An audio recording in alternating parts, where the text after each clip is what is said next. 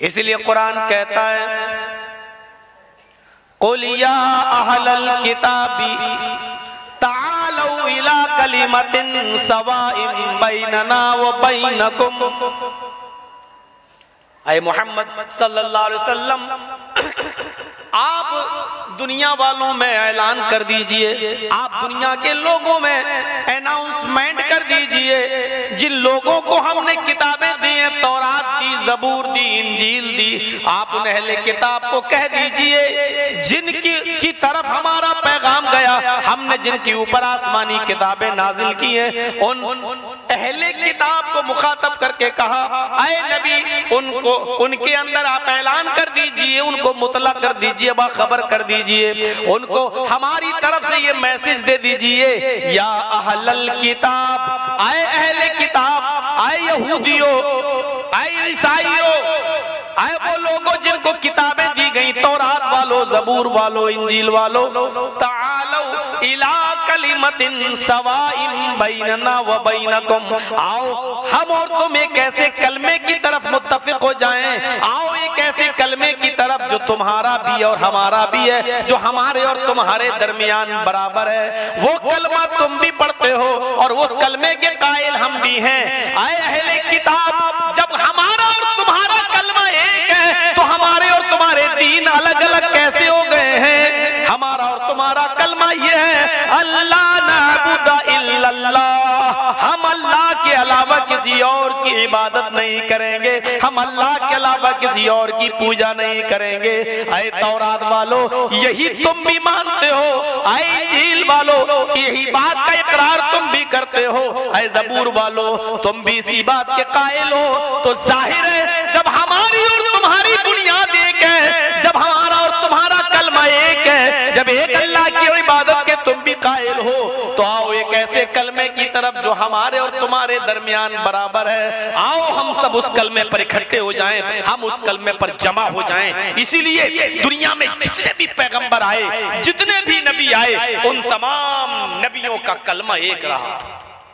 कलमे के दो जुज होते हैं, पहला जुज किसी भी नबी के दौर में नहीं बदला, और दूसरा जुज उस दौर के नबी के हिसाब से बदलता रहा। नूह आए तो कलमा ये पढ़ा जाता था कि ला इलाहा इल्लल्लाह, नूह रसूलुल्लाह। मूसा अलैहिस्सलाम आए तो कलमा ये पढ़ा जाता था कि ला इलाहा इल्लल्लाह, मूसा रसूलुल्लाह। ईसा अलैहिस्सलाम आए तो कलमा ये पढ़ा जाता था ला इलाहा इल्लल्लाह, ईसा रसूलुल्लाह। मुहम्मदुर रसूलुल्लाह आए तो कलमा ये पढ़ा जाता है ला इलाहा इल्लल्लाह, मुहम्मदुर रसूलुल्लाह।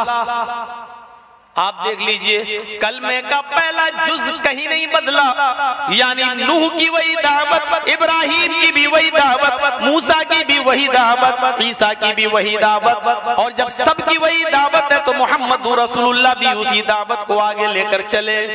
आपने कहा लोगों, नबी तो वो रहे तुम्हारे, लेकिन अब नबी मैं हूँ, लेकिन अल्लाह ने उसी मिशन को आगे बढ़ाने के लिए भेजा है। आए मुझे अलग पैगंबर समझने वालों, आए वो लोगों जो ये समझते हो कि मोहम्मद कोई नया दीन लेकर आया है, नहीं नहीं, गलत फहमी अपने दिमागों से निकाल लो। हम तो कोई नया दीन लेकर नहीं आए, हम कोई नया मजहब लेकर नहीं आए। आए दीन इब्राहिमी के मानने वालों, हम तो इब्राहिम अलैहिस्सलाम के दीन को लेके आए। आए मूसा के मानने वालों, हम तो उसी मूसा के दीन को लेकर आए। ईसा के मानने वालों, हम उसी ईसा के दीन को लेकर आए। हम अपनी तरफ से कोई नया दीन लेकर नहीं आए, अल्लाह ने हमें कोई नया दीन नहीं दिया। इसीलिए जब सबका दीन एक है और वो इस्लाम है, तो वमन यब्तगी गैरल इस्लामी दीनन, जो सारे नबियों का दीन इस्लाम, जो इस इस्लाम के बाद कोई दूसरा दीन तलाश करेगा, जो इब्राहिम और नूह और मूसा और ईसा और मोहम्मद रसूलुल्लाह के दीन के बाद कोई नया दीन इख्तियार करेगा, अपनी तरफ से कोई नया दीन गढ़ेगा, अपनी तरफ से कोई नया मजहब ईजाद करेगा, तो वो उसके उस मजहब को कबूल नहीं किया जाएगा, और आखिरत के अंदर कयामत के दिन वो आदमी सख्त नुकसान उठाने वालों में से होगा। दीन की शक्लें हर जमाने में बदलती रही हैं। आप क्या समझते हैं इब्राहिम अलैहिस्सलाम और मूसा अलैहिस्सलाम और नूह अलैहिस्सलाम और ईसा अलैहिस्सलाम के चले जाने के बाद इन्हीं लोगों ने दीन की शक्लें बदली? और क्या मोहम्मद रसूलुल्लाह सल्लल्लाहु अलैहि वसल्लम के आ जाने के बाद, आपके नबी बनकर आने के बाद, इस्लाम का नाम लेकर क्या मुसलमानों में इस दीन की असल शक्ल को बिगाड़ने की कोशिश नहीं की गई है? क्या मुसलमान नहीं बिगाड़ते इसकी असल शक्ल को? जो ओरिजिनल इस्लाम है, ये हमें कहना पड़ रहा है आज लफ्ज़ ओरिजिनल। जैसे हदीस के साथ अब सही का लफ्ज लगाना पड़ रहा है, सही हदीस, ज़ईफ हदीस, फला हदीस, वरना हदीस तो कहते ही उसी को हैं जो बिल्कुल सही हो। लेकिन आज हदीस की किताबों में ऐसी ऐसी मनगढ़ंत और झूठी हदीस बातें भी गढ़ दी गई हैं कि मुहद्दिसीन ने जब उनको छाना और अलग किया तो साबित कर दिया कि ये हदीस गलत, ज़ईफ है, ये हदीस सही है। तो आज लगाना पड़ रहा है उसके साथ सही और ज़ईफ। इसी तरीके से आज हमें कहना पड़ रहा है कि ओरिजिनल इस्लाम, अल्लाह ताला ने उसी ओरिजिनल इस्लाम के बारे में कहा है, वरदीतु लकुमुल इस्लाम दीना, मैं उसी दीन इस्लाम से राजी हो गया हूं जो आपने दिया है, आपके इसी दीन इस्लाम से राजी हूं मैं। यानी जो मोहम्मद रसूलुल्लाह देकर गए उस इस्लाम से मैं राजी हूं। मोहम्मद रसूलुल्लाह के बाद लोगों ने इस्लाम का नाम लेकर शरीयत के अंदर नई नई चीजों को ईजाद किया है, उससे इस्लाम का कोई वास्ता नहीं है, उससे इस्लाम का कोई वास्ता नहीं है। इस्लाम वही है जो जनाब मोहम्मद रसूलुल्लाह सल्लल्लाहु अलैहि वसल्लम ने हमें दिया है, और क़यामत तक वही इस्लाम रहेगा। सारी बातों को पेश किया जाएगा किताब और सुन्नत पर, जो चीज उससे मिल जाएगी वही इस्लाम है, और जो चीज उसमें टच नहीं होगी और नहीं मिलेगी और उसके खिलाफ जाएगी वो इस्लाम का के बाहर कहलाई जाएगी। हमें और आपको ये समझना होगा इस्लाम को अल्लाह ताला ने पसंद क्यों किया, और ये क्यों कहा कि इस्लाम के अलावा कोई दूसरा रास्ता तलाश करोगे तो वो हरगिज़ कबूल नहीं किया जाएगा और तुम आखिरत में नुकसान उठाने वालों में से हो जाओगे। क्योंकि इस्लाम अपने अंदर बहुत सी खूबियां रखता है। इस्लाम की सबसे बड़ी खूबी यह है कि वो अपने अंदर बेलाग और बेलौस तौहीद रखता है। तौहीद के साथ किसी चीज का कोई कंप्रोमाइज नहीं।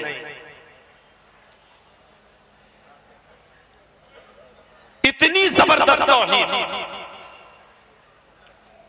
इस्लाम की दूसरी खूबी यह है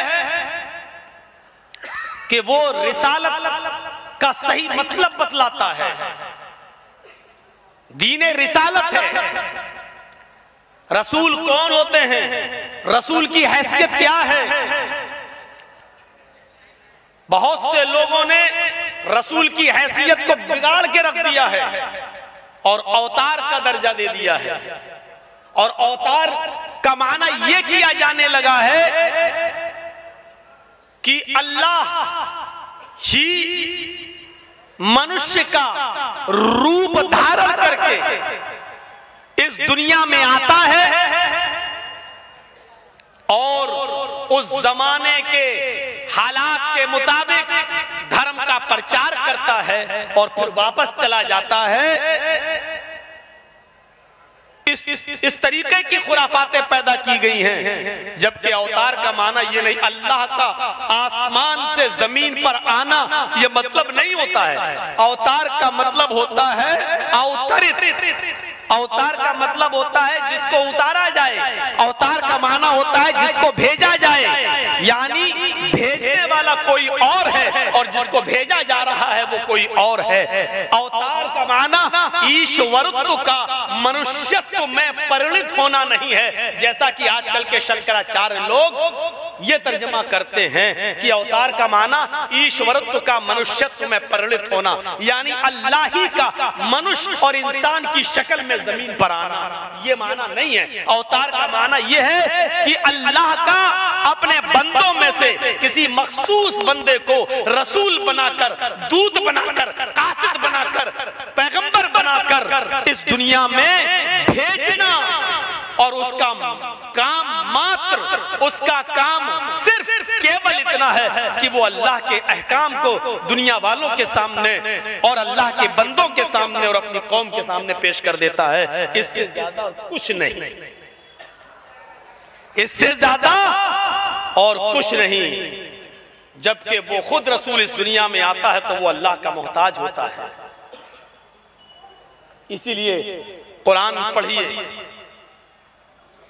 और सीरत का सही, किसी भी नबी की सीरत को आप उठाकर देखें तो आप देखेंगे तौहीद का सही माना तो रसूलों की जिंदगी से मिलता है। पूरा कुरान पढ़िए, अल्लाह ने